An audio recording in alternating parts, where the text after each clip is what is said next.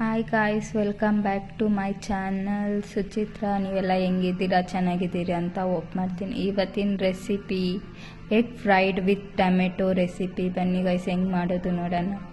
First ಎರಡು ಎಗ್ನ ಒಡೆದು ಒಂದು ಬೌಲಲ್ಲಿ ಹಾಕ್ಕೊಂಡು 2 ಎಗ್ಸ್ಗೆ ನಾನು ಮಾಡ್ತಾ ಇರೋದು ಇವತ್ತು. ಇಬ್ಬರು ತಿನ್ಬೋದು. 2 ಎಗ್ಸ್ ಹಾಕ್ಕೊಂಡಾದ್ಮೇಲೆ ಅದಕ್ಕೆ ಸರಿಯೋಗಷ್ಟು ಉಪ್ಪು, ಖಾರ, ಪೆಪ್ಪರ್ 3 ಹಾಕ್ಕೊಂಡು ಚೆನ್ನಾಗಿ ಮಿಕ್ಸ್ ಮಾಡ್ಕೊಬೇಕು. ಚೆನ್ನಾಗಿ ಬೀಟ್ ಮಾಡ್ಕೊಂಡು, ಅದು ಎಗ್ ಕರೆಕ್ಟಾಗಿ ಬೀಟ್ ಆಗಬೇಕು.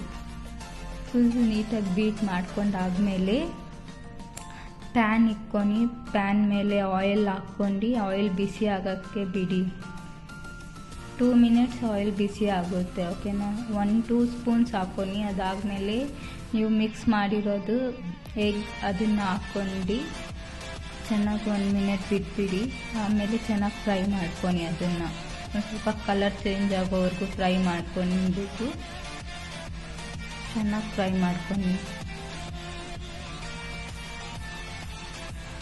ಫ್ರೈ ಮಾಡ್ಕೊಂಡ್ಮೇಲೆ ಅದು ಕಲರ್ ಚೇಂಜ್ ಆಗುತ್ತೆ. ಕಲರ್ ಚೇಂಜ್ ಆದಮೇಲೆ ನೀವು ಒಂದು ಪ್ಲೇಟಲ್ಲಿ ಹಾಕ್ಕೊಂಡು ಗೈಸ್ ಅದನ್ನು.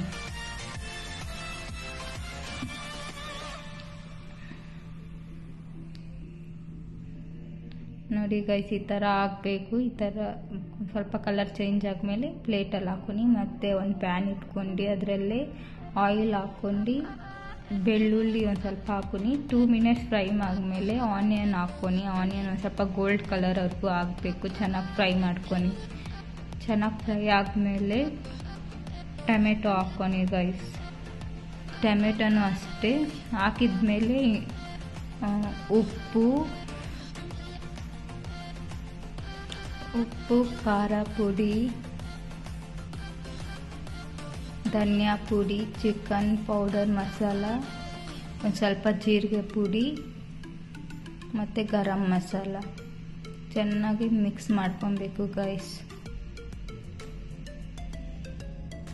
ಚೆನ್ನಾಗಿ ಮಿಕ್ಸ್ ಮಾಡ್ಕೊಂಡು ಮಿಕ್ಸ್ ಆದಮೇಲೆ ಒಂದು ಸ್ವಲ್ಪ ಹೊತ್ತು ಚೆನ್ನಾಗಿ ಬೇಯಬೇಕು. ಟೊಮೆಟೊ ಹಸಿ ವಾಸನೆ ಎಲ್ಲ ಹೋಗಬೇಕು. ಚೆನ್ನಾಗಿ ಫ್ರೈ ಮಾಡ್ಕೊಂಡು ಟೊಮೆಟೊನ. ಓಕೆನಾ? ಚೆನ್ನಾಗಿ ಫ್ರೈ ಮಾಡ್ಕೊಂಡಾದ್ಮೇಲೆ ಅದು ಕಲರ್ ಚೇಂಜ್ ಆಗುತ್ತೆ.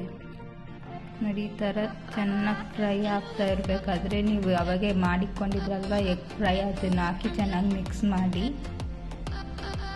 ಅಷ್ಟೇ guys, egg fried with tomato recipe ready ಆಗುತ್ತೆ.